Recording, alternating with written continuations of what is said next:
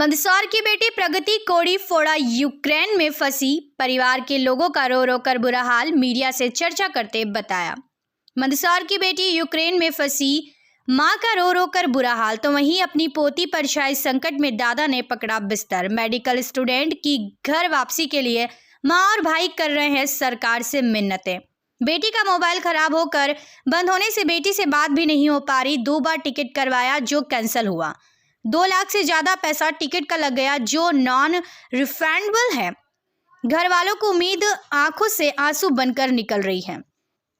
मंदसौर की रहने वाली प्रगति कोड़ी फोड़ा यूक्रेन के लवी में रहती है और वहीं से MBBS में उसका तीसरा साल भी है। युद्ध के हालात में फंसी प्रगति के पास जो मोबाइल है वह भी खराब हो गया है, जिसकी वजह से वह अपने घर वालों से सीधे बात भी नहीं कर पा रही।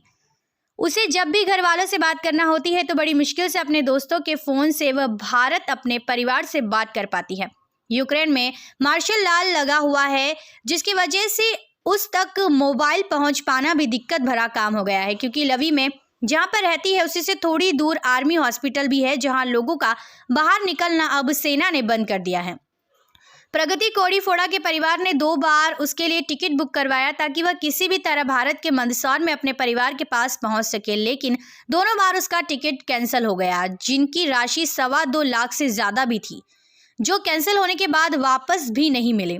प्रगति का भाई निखिल रात दिन अलग अलग एजेंसी और अधिकारियों से संपर्क कर रहा है, लेकिन उसे भी कोई राह नजर नहीं आ रही। उनका कहना है कि उससे कहीं से भी किसी भी तरह कोई मदद का आश्वासन अभी तक नहीं मिला है। प्रगति बचपन से ही अपने नाम के आगे डॉक्टर लगाने का शौक रखती थी, जो घर वालों ने उसे डॉक्टर बनाने की ठान ली थी। प्रगति ने भारत में भी PMT के लिए कोशिश की थी, लेकिन सफलता थोड़ी ही दूर रह गई थी कि ऐसे में उसके परिवार ने उसका डॉक्टर बनने का सपना पूरा करने के लिए उसे यूक्रेन भेज दिया था। लेकिन अब कहीं ना कहीं परिवार अपने फैसले पर दुखी होता नजर आ रहा है। प्रगति अपने दादा की बहुत चहेती है। यही बड़ी वजह थी कि जब से टीवी पर युद्ध की खबर दादाजी ने देखी है, तब से वह काफ़ी बीमार हो गए हैं और अब बिस्तर में पड़े हुए टीवी में किसी अच्छी खबर का इंतज़ार कर रहे हैं। प्रगति के परिवार के पास एक भी ठोस उम्मीद का रास्ता नहीं है। वह बस भगवान से प्रार्थना कर रहे हैं और मिन्नतें कर रहे हैं कि जैसे तैसे करके उनकी बेटी उनके घर आ जाए। यह जानकारी शुक्रवार को 7:30 पर मिली। मेरा नाम निशा कोटीफोड़ा है। बेटी का नाम प्रगति कोटीफोड़ा है। वो यूक्रेन में MBBS करने के लिए गई हुई है। कितने साल हो गए उसको 3rd ईयर चल रहा है। 3rd ईयर चल रहा है अभी। वहाँ मुझे सबसे बड़ा डर यही लग रहा है कि वो बच्चे कैसे आएंगे। बस बच्चों की ये फिक्र लग रही है हमें कि वो ऐसे फंस गए। वो खुद भी डर रही है वहाँ, और उसका मोबाइल भी ख़राब है। सर सबसे बड़ी प्रॉब्लम, उससे बात पूरी नहीं हो पा रही है। कभी कभार बात होती है तो इतना उसको भी डर लग रहा है कि वो भी अकेली बच्ची है और हम भी यहाँ अकेले हैं। न तो खाने में मन लगता है, न पीने में, किसी में भी नहीं, और न सोने में किसी में भी नहीं लग रहा है। और सर उसके दादाजी तो उसकी बात सुन के, ये न्यूज़ सुन के ही दादाजी उसके बिस्तर पकड़ लिया और ज़्यादा उन्होंने। बस हम तो यही चाहते हैं कि इंडियन गवर्नमेंट से कि वो हमारी पूरी हेल्प करे कि बच्चे के लाने में। और इतने बच्चे फंसे हुए हैं कि सभी आपको लगता है कोई रास्ता सूझ रहा है आपको? सर मेरे को तो खुद को भी समझ नहीं पड़ रही है कि चाहे कैसे भी लाए, चाहे पोलैंड के थ्रू लाए, चाहे हंगरी के थ्रू लाए, चाहे कैसे भी इन बच्चों को बस लेके आ जाए, कैसे भी लेके आ जाए। सर इतना मतलब हमें खुद इतने परेशान हो रहे हैं कि हमें खुद को समझ नहीं पड़ रही कि कैसे बच्चे को। हाँ, टिकट्स को लेके ये हो रही कि सर हमने टिकट्स कराए, ना तो रिफ़ंड हो रहा है, और इतने भी हम कैपेबल नहीं है कि हम बार बार वापस टिकट करवाएं। लेकिन फिर भी हम तो कहीं से भी उधार लेके करवा रहे हैं कि बच्चों से बढ़कर कुछ नहीं होता है सर हमारे लिए, कि हमारे बच्चे बस सेफ़ आ जाए। बस इंडियन गवर्नमेंट से मैं यही चाह रही हूँ कि हमारे बच्चों को सेफ़ ले आए, और ये इतना तो जानती हूँ कि वो करेगी, इंडियन गवर्नमेंट करेगी हमारी हेल्प। युद्ध की खबरें जब आप सुनती हैं, देखती हैं, तो क्या मन में डर लगता है? बस कि बच्चे सही सलामत आ जाए सर। हम तो यही चाह रहे हैं कि कैसे भी करके आ जाए वो तो बच्चे। बस मोदी जी से कोई रिक्वेस्ट करना चाहेंगे आप? मोदी जी से यही रिक्वेस्ट करना चाह रही हूँ कि सर कि हमारे बच्चों को आप सेफ ले आइए। बस सभी बच्चों को, सभी माँ बाप को टेंशन है इतनी की इतनी, जितनी मेरे को टेंशन है सर उतनी की उतनी उनको भी टेंशन होगी।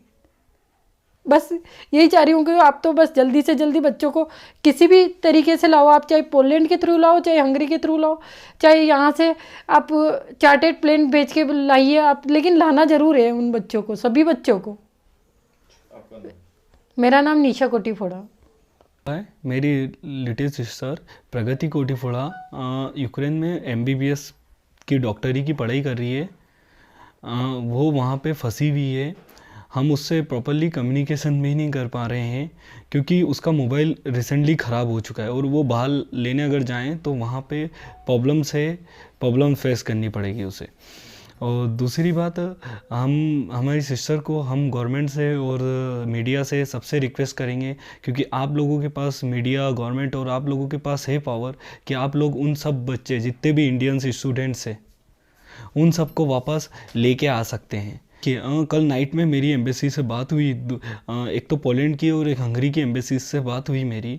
जो उन्होंने क्या कर रखा है कि जो बॉर्डर से वहाँ पे अपने कैंप सेटअप कर रखे हैं कि अगर कोई भी इंडियन स्टूडेंट अगर उन कैंप्स तक पहुँच जाता है तो उन्हें वो वहाँ से इंडिया तक पहुँचा देते हैं। बट किसी ने मुझे ये सॉल्यूशन नहीं बताया है कि लवी से वो उस कैंप तक कैसे पहुँचे।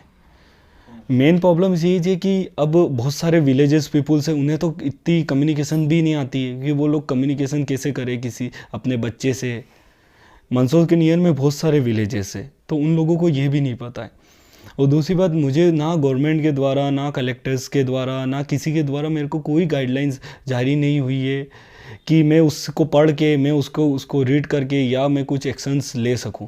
सिर्फ पुरानी गाइडलाइंस है अभी मेरे पास। सिर्फ गवर्नमेंट एम्बेसीज ने बोला था कि लवी से बच्चों को बॉर्डर तक पहुंचाया जाएगा, पर उसका भी अभी तक कोई एक्शन नहीं है। क्योंकि और कंटिन्यूस जो वॉर स्टार्ट है और कंटिन्यूस वॉर कीव तक पहुंच चुकी है और कीव से लवी पहुंचने में उसे टाइम नहीं लगेगा। फिर हॉस्टल वगैरह कहाँ पे लोकेटेड है? लवी में हॉस्टल उसका लोकेटेड है, जस्ट नियर टू डेनोय हेलोय लेवी मेडिकल यूनिवर्सिटी के पास में ही है उसका हॉस्टल। और जो हॉस्टल है वो उसके पास में आर्मी कैंप्स भी है और आर्मी जस्ट मेरी सिस्टर का जो अपार्टमेंट है उसके अपार्टमेंट के जस्ट 1 या 2 किलोमीटर दूरी उसका वो है आर्मी मेडिकल हॉस्पिटल बना हुआ है। तो इसलिए जो वॉर होगा तो वॉर में सबसे पहले आर्मी को ही टारगेट करा जा रहा है। जो कैंप बने हुए हैं, हॉस्पिटल्स बने हुए हैं, इन्हीं पे टारगेट करा जा रहा है। तो इनसे उनको जान का खतरा बना हुआ है।